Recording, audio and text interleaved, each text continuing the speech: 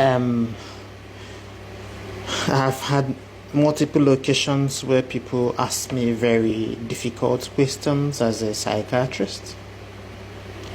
But in a couple of them, I've been able to give reasonable answers. But these have been on individual basis. But I noticed that these questions keep recurring. One of the questions that people usually ask me is this: why is it that psychiatrists, or is it true that psychiatrists see things from a weird perspective? Well, my answer has always been that it is your decision to make. But at the same time, I want to let you see why people see psychiatrists that way. Psychiatrists don't just take what information you give them. They do some probing to understand what it is. They ask the questions why, what, who, where, and when. By the time a psychiatrist is able to get the answers to all these questions, you will understand that he sees it entirely different from the way you see it. Can I pose a question to you? If someone asks you as a layperson whether it is normal for someone to go naked, the instinctual response, the default response will be, yes, it is wrong. But a psychiatrist will ask, who is the person in question? Where has the person gone naked? Why?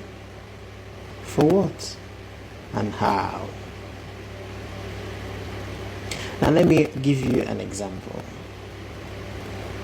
If someone has to go naked in the bedroom for conjugal duty, is it normal or abnormal?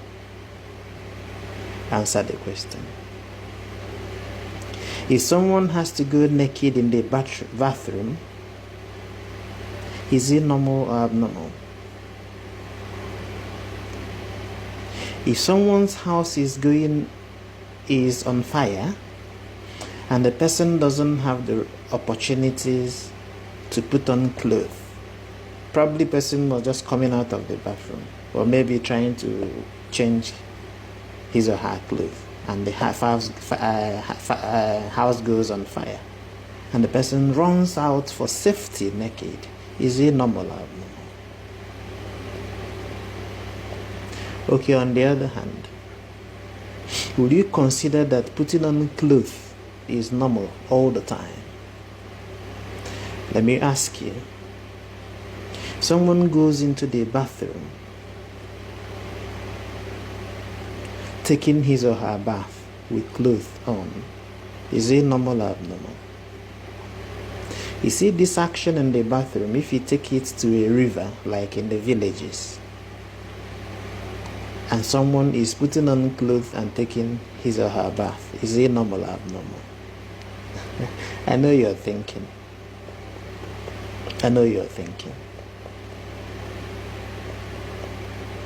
That's the problem that we have. People are quick to reach a conclusion, but the psychiatrists will ask delicate questions to be able to come to terms with what is right at that point, and what is right at a point A, what is normal at a point A to a psychiatrist may be abnormal at point B, depending on the prevailing circumstances. I had a patient who told me, who goes to the bathroom taking her bath with her clothes on. And when we asked, the patient said, I put on my clothes because if I remove it, people will see my nakedness. Remember, this person enters the bathroom, locks the bathroom to take her bath, but still wears her clothes to cover her nakedness. So the problem there is, If people could see through the wall and the doors to view your nakedness, what makes you think that that thin cloth on your body that is wet and sticking on your body while you're taking your bath will protect your nakedness? That's the reason. It is actually the reason behind actions that make things normal or abnormal, not just the action. And that's where a psychiatrist comes in. Someone chasing people with a cutlass, is it normal or abnormal? Well, I know the answer you give. You caught this person at the point he or she was chasing people with cutlass. Did you find out why? Could that be a defense to scare people away? Was that group of people a mob that were trying to lynch him? He was chasing people with a cutlass. And so, have you found out why? When? Where did it happen? The next question people have asked me is, Doctor, is it everybody that is brought to you that gets a diagnosis of mental illness? I'm saying this because in Africa, what happens is that relatives, family members, and friends will bring a patient, a supposed patient to the hospital. But not everybody who comes to a psychiatric hospital that I am aware of, at least where I practiced in Africa, in Nigeria, that gets a diagnosis of mental illness.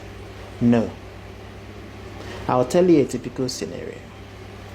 A man brought the wife to one of the psychiatric hospitals I worked in Nigeria. And his complaint was that the wife cooks in the market. Did you hear me? She makes her food in the market. An average person will shout and say that is abnormal. But we don't end there. When I asked this woman to explain the statement, she was able to tell me that the husband is poor, the family is poor, they have 2 children with an aged mother of the husband.